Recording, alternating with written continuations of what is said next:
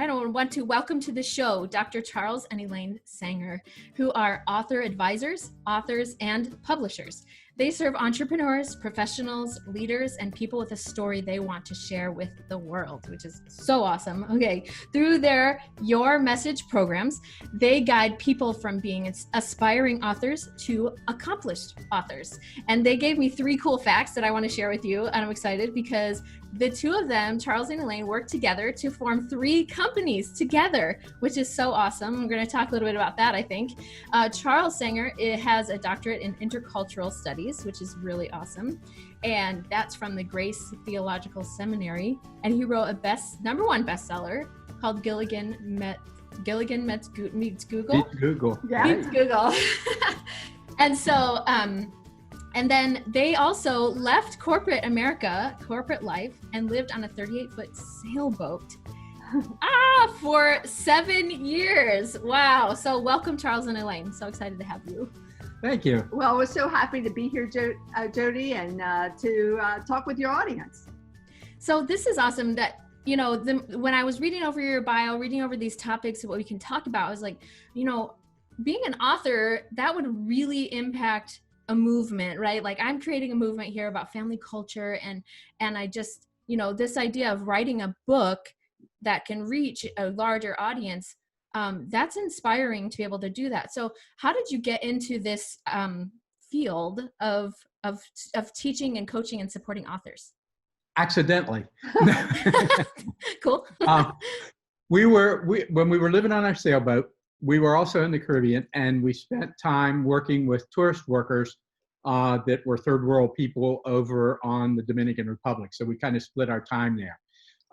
In 2008 or whatever it was, when the economy tanked here, costs went up there, and we had to come back home.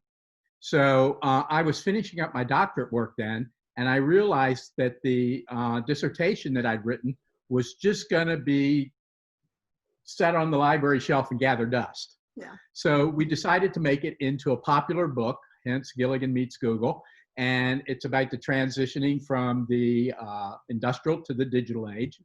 And so I did that when we came back. Elaine went to work back for corporate. I focused on that, and we looked at other things we could do. But after I got done, several people came to us and said, "Oh, you wrote a book. Can you help me write a book?" And we've always taken, when we get several requests to do something, that we probably ought to check into doing that. That could be a good opportunity for us. So we did. And I knew my experience from going through the publishing, the self-publishing that I did with my book was horrible. Yeah. We spent thousands and thousands of dollars. We got no answers. We got promises that couldn't be kept. We got partial answers and just all kinds of stuff. And I said, well, if I'm going to help these people, we're not going to do it the way that it was done. My background is project management, high-end project management. I manage global projects for IT and that kind of stuff. So using my project management background, and we've always tended towards teaching. We've run part of our businesses. We're running training labs there. And so we combined that together, and we created the program, Publish Your Message. Right. And that's how we got into it. And our goal is to help. One of the things that I found I didn't do with my book was I had it in the back of my head, like most authors do. I had an idea of what I wanted to get out of the book. But in publishing, nobody cares about the author. It's just about the book and where it can fit on the shelf, and, you know, how many books can you sell? Right. Okay. Wow. Uh-huh. But I realized that if I would have cared more about me, I could have done some small changes on my book that would have made it accomplish what I wanted it to do. Mm-hmm. So we're unique, and that's why we call ourselves author advisors, because it's not really about the book as much as it is about what the author wants to accomplish with the book. And that's what we try to work our authors towards, is understanding what they want to get out of it, get that dream out. And sometimes it's hard to do because they go, well, that's selfish. You know, my book's to help all the people of the world. But sometimes they feel that's selfish, and it takes some drawing to get it out. But when we do, then we can create a book that's good for them, that's got great content, and it's going to be good for their audience. Right, right. Well, and I that's like why what we're you doing that. say in your description here about one of the things that you like to accomplish in your author advising is to help people figure out what their core mission is. And, part of my purpose and my mission with family culture is, I want to help people to figure out their family mission, right? And so tell me a little bit more about that, how you serve authors and to help them to figure out what their core mission is so that they can live with more intention and deliberateness in what they're writing and in their careers. That's a huge problem we found when I was going to these workshops and seminars about writing, and then we went to some about speaking, and we were starting to sense that people didn't really have a core message. They didn't have content. A lot of them, probably well over 50%. And so after we started sensing this, I was talking to some of the writing coaches and some of the speaking coaches that we were dealing with. And they said, 50% is probably a low number. It's probably more over that. So we help them understand that it's not about the book. It's about who they are. And we call it your message. That goes back a lot into my theology background, but that comes from some Greek ideas where your message is not just about the words you speak or not just about what you write on the paper. It's who you are. Yeah. And last year, we're primarily nonfiction, but last year we started dealing with some fiction stuff, and we started going to some of these fiction shows. And I started finding out that these fiction writers, the really good ones, their protagonist, their main character they were writing was reflecting their message. That's what they wanted to get across to the world. So I'm going, that's what we need to be getting across to our authors is that book needs to be about you. You need to have enough passion behind that book that it's going to be something you're going to give your life to, not only to write it, but for several years afterwards to get that book going. Yeah, and I'll give you a little preview, okay? We are co-authoring a book right now. In fact, we've been working on it heavily this week. It's about finding your message, all right? So that book, and we'll have a program that will be released in December. So because we found so many people that don't know what that message is, we're developing a way to help people with that. Wow. So we'll have to maybe come back on your show later on and talk about that. Well, that's so important because, I think that, like I mentioned before we started talking and recording was, that so many people, they hear the word mission and they think, oh yeah, businesses need that. And if you're writing a book and starting a program, you should know your mission. But when I say, but your family needs a mission, they kind of scratch their heads going, really? And so I think that would be really neat. It's awesome whenever people, like in my experience, whenever I go through some kind of like personal development program or something that I learn an entrepreneurial skill, I translate that back to my family and I apply it to what I'm doing to raise a healthy, resilient family. And so, it's great to hear that this kind of a program is something that somebody could do and learn multiple skills on how to not just be successful in their career or writing a book, but also it translates into how they interact with their families. Well, as a couple, we love to work together, and our message, our mission is to help other people get to develop that and get that out into a book in a format and develop that content. So as far as family mission, our work life and our personal life is about serving those other people to help them. So we're very mission driven as a couple, and we always have been. So. And yeah, when we look at mission, it's not just, even if we're helping an entrepreneur, it's not just about their business. It's about what do you want to accomplish in life. Business is just part of our life. Okay. Yeah. So our families are part, our individual lives are part. If we're not right individually, our families aren't going to work right. So we got to pay attention to us as individuals. Right. Then Elaine and I believe that we need to have a mission that kind of needs to be structured enough that when we get into our mission together, it's fulfilling both of our individual missions. And that's the way it works with us. Yeah. And if we get into something where it's not going to fulfill both missions, then it's time to re-examine. Is that where we really belong? Because we believe we belong as a couple. If we're a couple, if we're married together, then we need to be going in the same direction. Yeah, yeah. And we've gotten to a point where we know each other's strengths and what we both bring to the table. So we fit together now. And the two sides of us, what we both do really well blends into something like, it's God made us unique and put us together to create something even bigger and better. All right. She loves to be on the phone and social media, and I could do without that for most of my life. Just give me some books. That's why I contacted you, Jody. So Charles is really into research and development. If you were right now I'm in Charles's office. If you were in my office, you'd see color wheels and artistic things and marketing things and things like that. So we know each other's strengths, and we don't even say that, well, that's your job and that's your job. We just know it. It goes back to even being on the sailboat.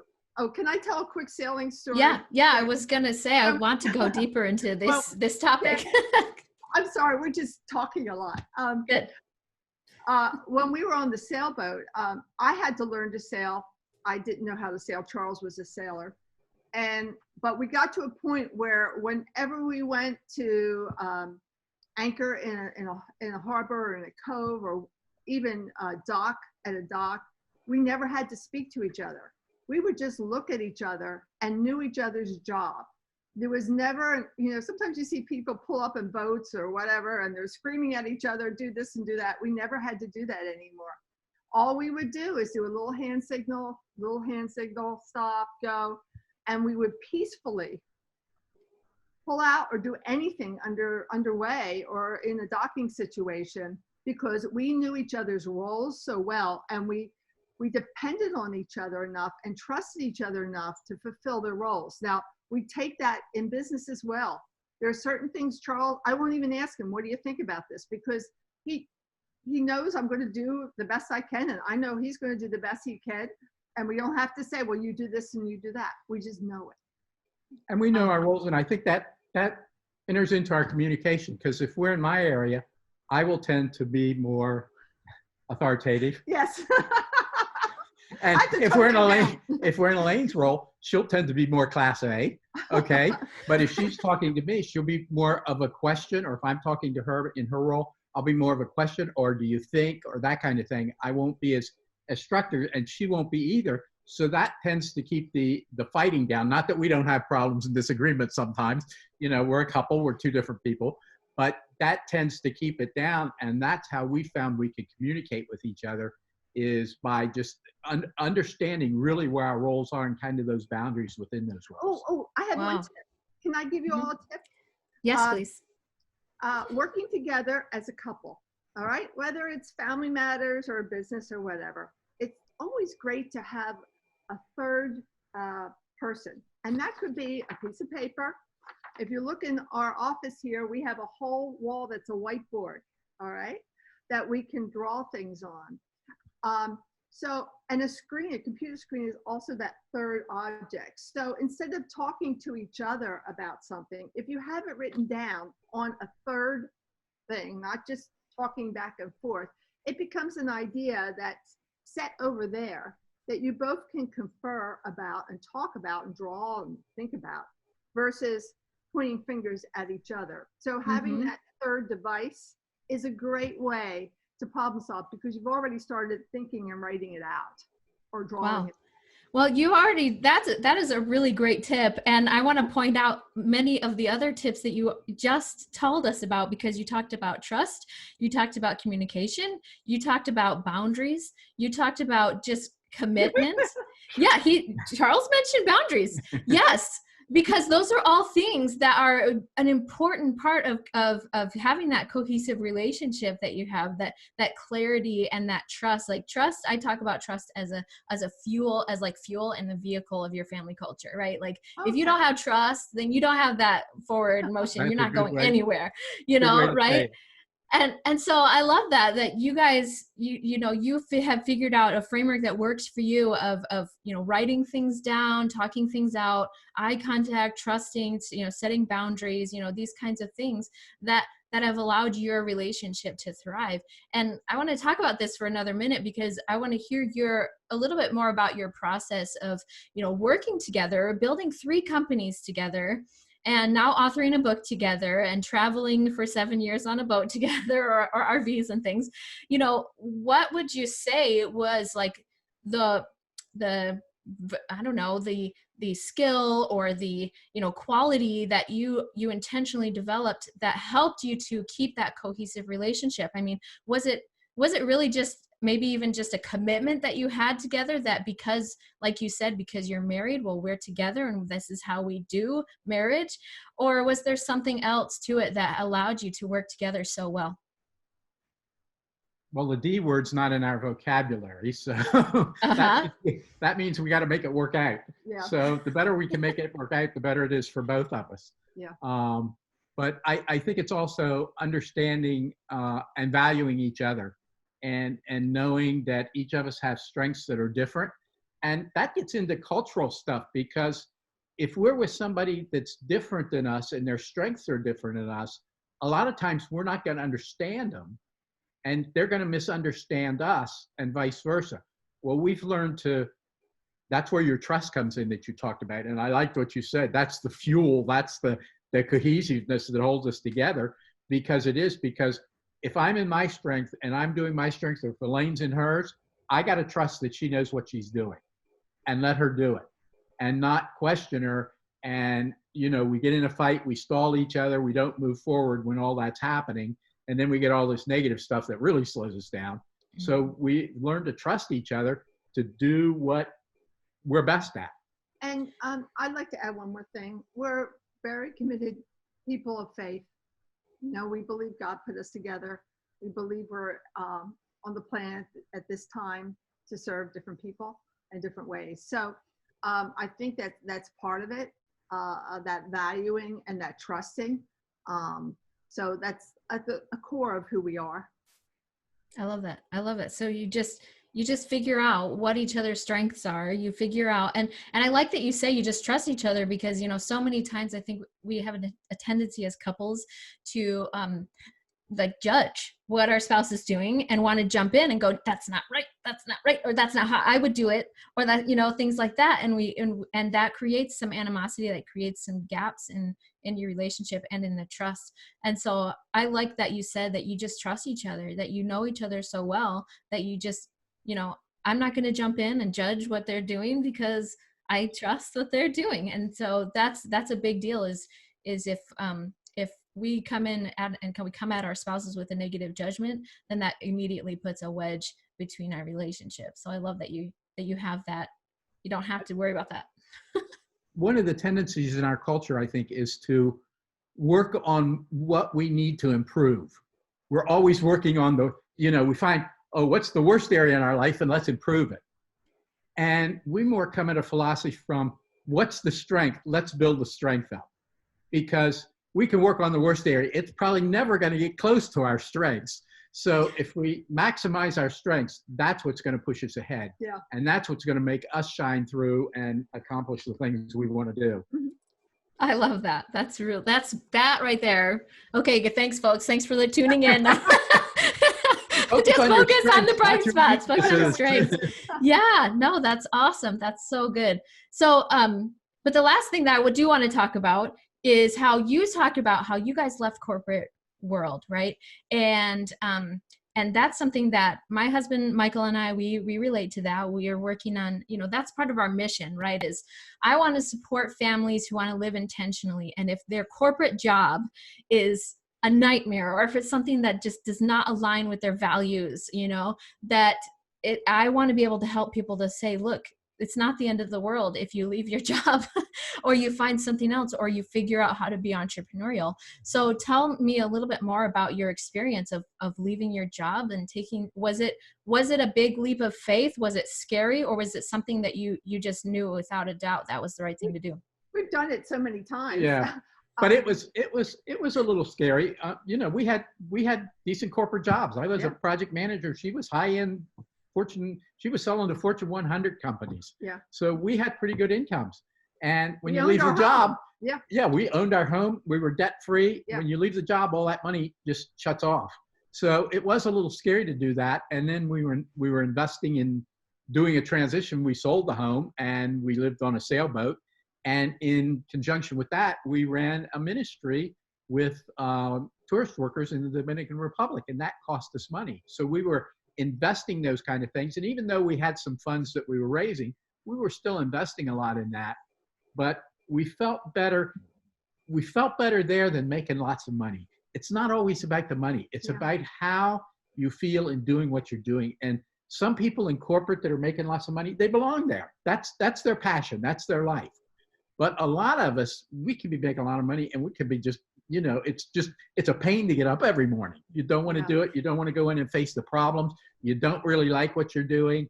And there's different levels of frustration. Now, my frustration as a project manager, I love doing my projects, but it was frustrating for me because they were IT projects. And before we get the project done, they'd plan how they were replacing what we just did with the next thing. So there was no longevity in my thing. And that was very frustrating. You were away. Yeah. And I was away a lot. I would leave on a Sunday night or a Monday morning and wouldn't come home till Friday evening or Saturday morning. And sometimes he was international. So, that separated us a lot. And we didn't want that type of lifestyle. We were together because we wanted to be together.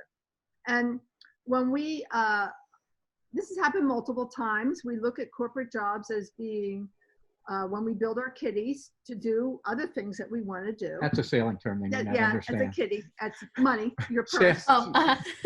Full-time live aboard sailors have to, every once in a while, they got to go work. And when we're working, we're building our kitty because all the money is going towards our next leg of our adventure. So that's called building our kitty.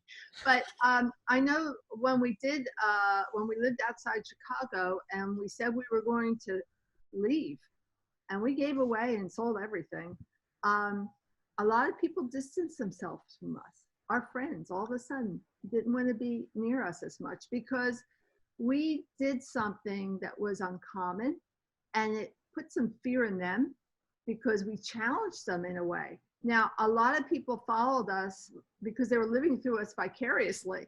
Instead of doing it themselves, they were just watching us and following us because of that.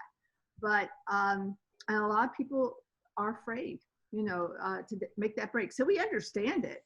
We don't say bad things about people who don't, but we just felt our mission and what we were doing was more important.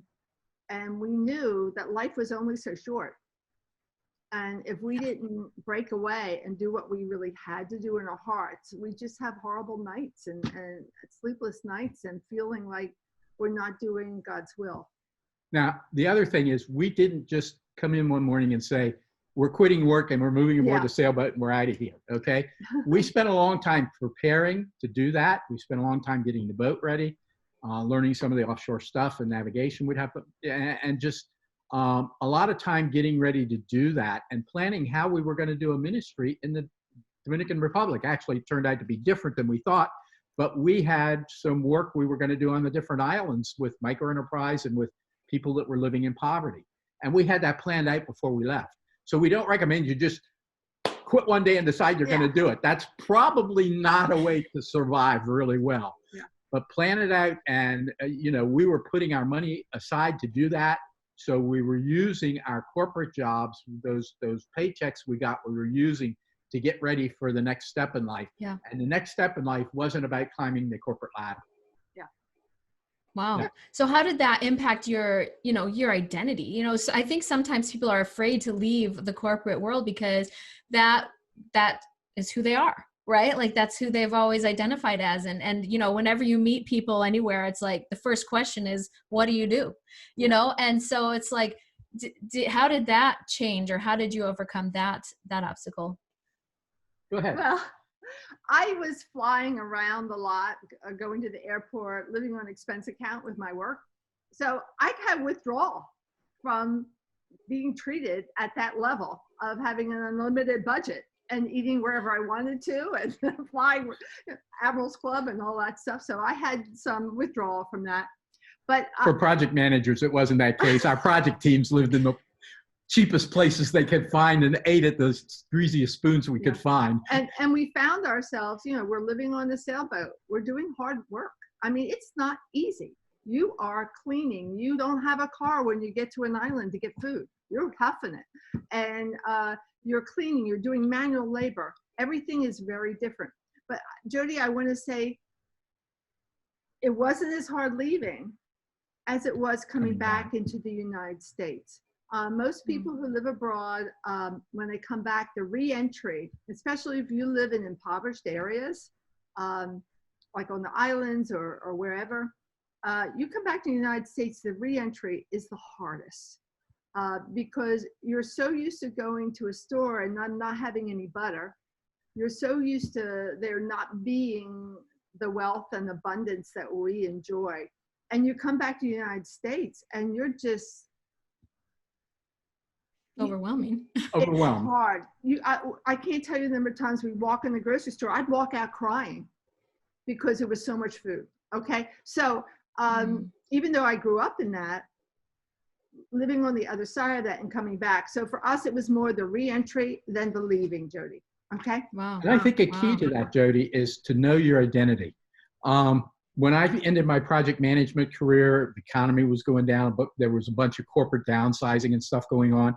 And I was a certified project manager. So I got asked to teach these managers. They were mid-level people. They were in their 40s, 50s, and 60s. They were getting laid off and they couldn't get a job because they didn't have these certificates. Okay. So I was asked to teach how to get the certificates. And I taught hundreds of these guys and gals. And I noticed that I had two kinds of people. I had the people that had their identity as being project managers. And they were depressed. They were frustrated. They just were not in a good state. But then I had those other people in the class that their identity was not being a project manager. Their identity was something else. It was in their family. It was in a hobby they did. It was in some passion they had about helping people or, some service ministries that they were in. And they were a much different people. They were much further ahead. And that layoff to them didn't represent the severity and the trauma that it did for those whose identity was caught up in that job. Wow. That's very profound and impactful. That idea in of itself, that that we need to have other things, right? We have to have another purpose. We have to have, I think, and I did another interview about this very topic about, having a purpose outside of our vocation or our occupation. And when we find that core purpose, it doesn't change with our job. It doesn't change with our situation. You need to, make sure that whatever that purpose is, it's founded in something that's more lasting and more eternal, if I can say that, right?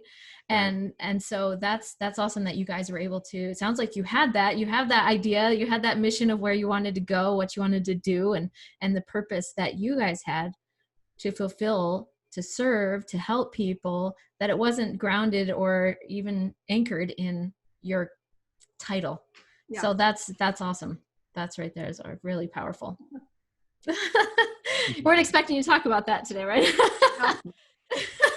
Well, I really appreciate you guys being here and talking about this, and just, it's such an important topic for me to talk about these, talking about our relationship as couples, talking about being able to break from the status quo and do hard, difficult things, and also, defining your core mission. And I love that you guys have turned being creative, writing, as a means or a vehicle of helping people to define their core mission. So I really appreciate what you guys are doing. So you mentioned that you guys are writing a book that's coming out in December. Did you want to tell us a little bit about that, or any other projects you guys are working on?